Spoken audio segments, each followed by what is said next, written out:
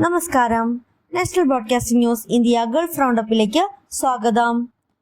Dubai traffic നിയമലംഘകരെ കണ്ടെത്താൻ പ്രത്യേക ക്യാമ്പയിനുമായി Dubai police. ഗവർണറേറ്റിലെ വിവിധ ഇടങ്ങളിൽ നടത്തിയ പരിശോധനയിൽ നിരവധി വാഹനങ്ങൾ പിടിച്ചെടുത്തു.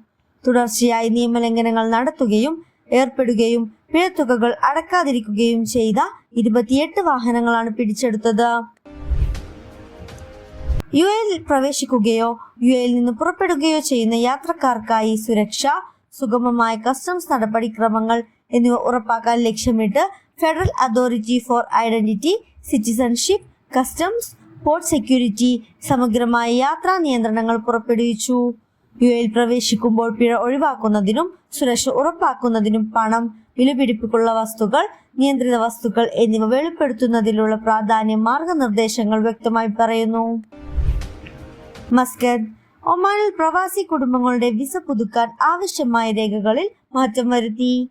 വിവിധ തരത്തിലുള്ള വിസ നടപടികൾക്ക് ഇനി മുതൽ വിദേശകാര്യ മന്ത്രാലയം സാക്ഷ്യപ്പെടുത്തിയ രേഖകൾ കൂടി സമർപ്പിക്കണം. പുതിയ തീരുമാനത്തെക്കുറിച്ച് ഒമാൻ സർക്കാരിന്റെ ഭാഗത്ത് നിന്ന് ഔദ്യോഗിക അറിയിപ്പ് വന്നിരുന്നില്ല.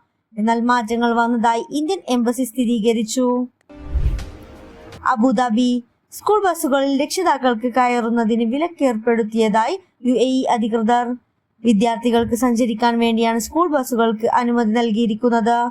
ഈ ബസ്സുകളിൽ രക്ഷിതാക്കളെയോ അധ്യാപകരെയോ കയറ്റരുതെന്നും അധികൃതർ വ്യക്തമാക്കി.